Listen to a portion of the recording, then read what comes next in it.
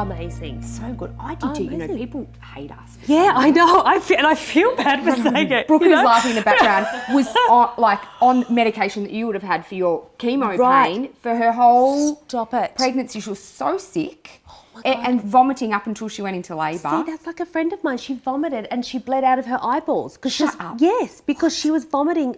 Her something in her eyeball burst. Like, she basically has been vomiting so full on. I know so many people who are so sick, like on drips and stuff. While they're, I had never felt better. 5 months pregnant, and I remember seeing an interview with Danny Minogue once when she was 5 months pregnant, going, I just feel the best I've ever felt. And then when I first fell pregnant, I felt so bad, and I remember thinking, Danny, what a bitch. And then I got to 5 months, and I was like, I was jogging, You're and Danny. I was like, I was Danny. I'm like, Danny would know, guys. Finally. Yeah, and I just loved it. So Isn't then it so good? You had a beautiful pregnancy. Beautiful pregnancy. And then great. Shit hits the fan. Totally. Big time. Like, what the fuck, man? So crazy. And that's the problem, because I felt so good. Like, I worked every day. I worked up until I think maybe 4 or 5 days before I had Annabelle, because I was like, what am I going to do? I feel so good. I was still doing my usual kind of 15-hour days. I felt amazing. Wow. And it was just another day, you know, like it was due for my appointment with my obstetrician. I was like, it's standard, you know. I was actually, Annabelle was, I think, maybe past her due date, and he was like, do you want me to, what's it called? Induce, thank you. Right. And I was like, nah, I feel so good. It's fine. And I had felt that lump because I'd had this pain in my breast, in my right breast, for maybe more than a few weeks, maybe a bit over a month. And I had been saying it to Marcus, and I was like, oh, I must tell Stephen. I think it must be my body getting ready for breastfeeding, you know, because I was like, well, I'm pregnant, you know, lumpy breast, that's normal. And I kept forgetting to tell him. And then at this last appointment, I was like, and I had finished my appointment. I was dressed and I was literally 1 foot out the door. And then I remembered, and then I thought, oh, I won't say anything, because I could see, I looked down the hallway and there's all these people waiting for their appointments, and I know what it's like, right? You're pregnant and he's always running late. And then I said, look, when I come in a couple of days, remind me to tell you about this lump in my breast. And he was like, a lump in your breast? And I was like, yeah. I said, but I think it's mastitis, so I wouldn't be too worried. I'll show you in a couple of days when I come back. He was like, slams the door shut. He's like, lie down. Felt it, and he was like, do you know what? We'll just send you off tomorrow for a quick check. I was like, okay. Anyway, I wander Still out. Not thinking anything? Oh, no, I'm in a fucking bubble. I'm an idiot. Yeah. Like, I look back now and think I'm obviously, like, I don't know whether it's like you protect yourself. I don't know. I'm at the desk and I can hear Lexi, who's the assistant, saying, we need the appointment tomorrow. And the woman the breast clinic saying, we don't have anything for 2 weeks. And she's like, tomorrow. And I'm like, service is so good here.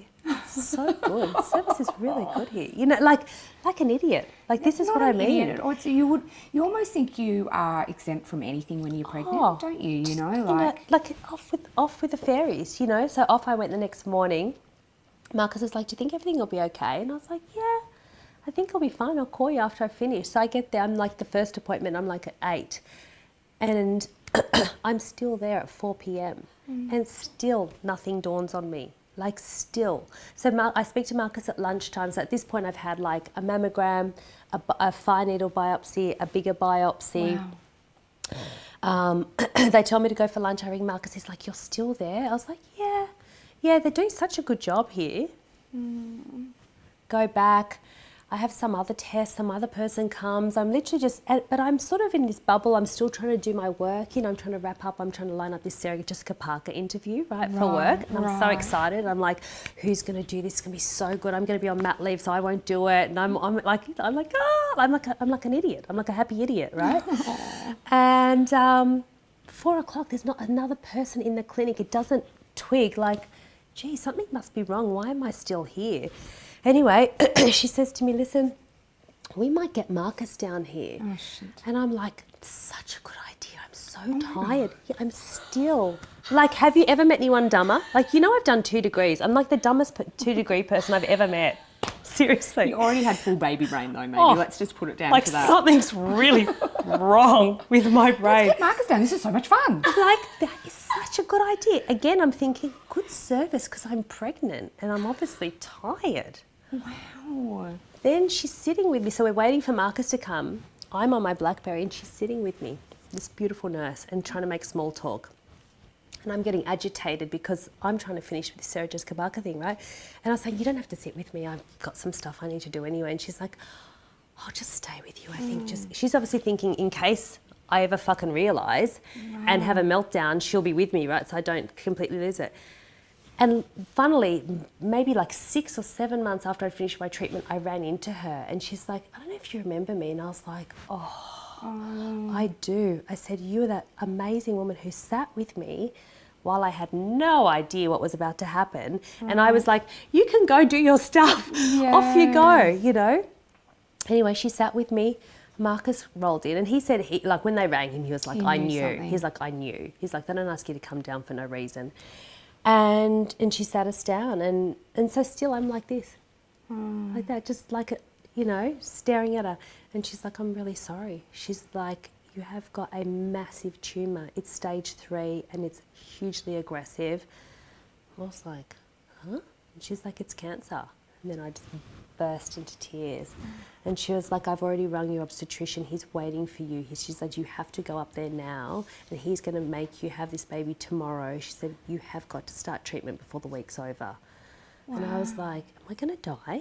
And she was like, look, I don't know. And I was like, am I going to die? And she, and you know, I mean, you know, and she was just like, look, you should probably go. I was like, oh my God.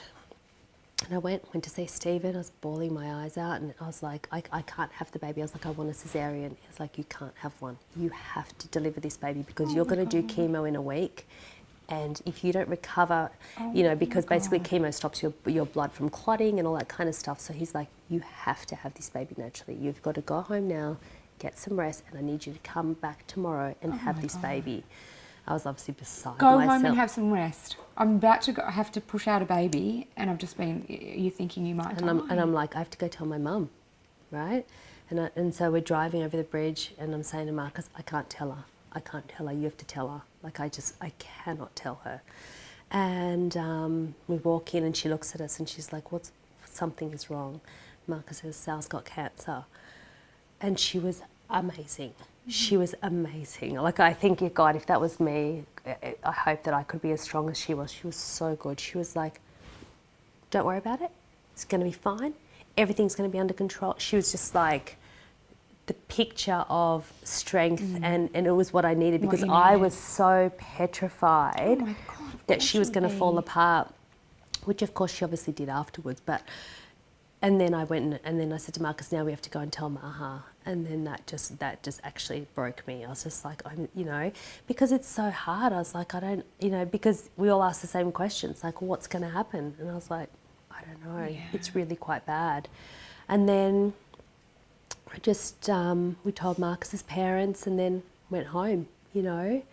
And I think I cried all night. And it's so weird. You wake up in the morning and you're like, I'm off to have a baby, but I don't actually know what's going to happen, you know. And I remember turning up to the hospital and still sobbing, and the nurse was like, "It's not that bad."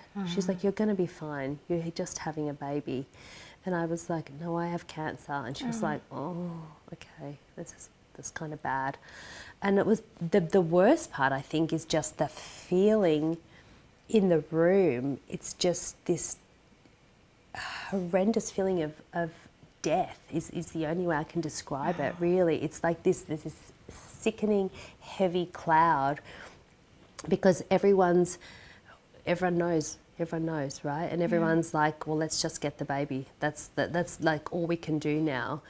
And so it was, I don't know, it was one of the,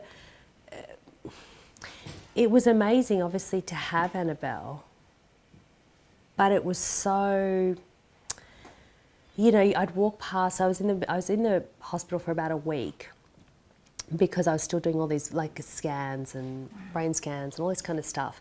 And I would walk past all these other rooms in the maternity ward, which is the happy place, right? It's the great place in the hospital, and everyone's got their friends visiting, and it's all laughter and flowers.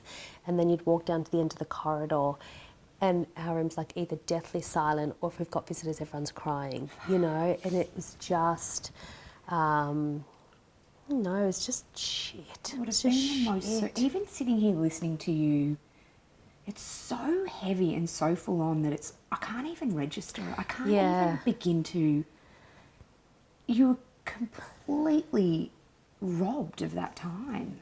It was like I only noticed that almost in a way now, as I have the comparison, right? Like, so the other day I said to Marcus, oh, I don't remember Annabelle being kind of funny like this. And he was like, do you know what? He said, I don't think we were in that space. It was not her, it was us, you know? Like, I was like, oh, she's so much more fun than Annabelle. He's like, we weren't fun, you know? He's like, we don't remember, we didn't kind of sit on the floor like this with her, you know? He's like, we literally, it was just on, you know? And it was relentless.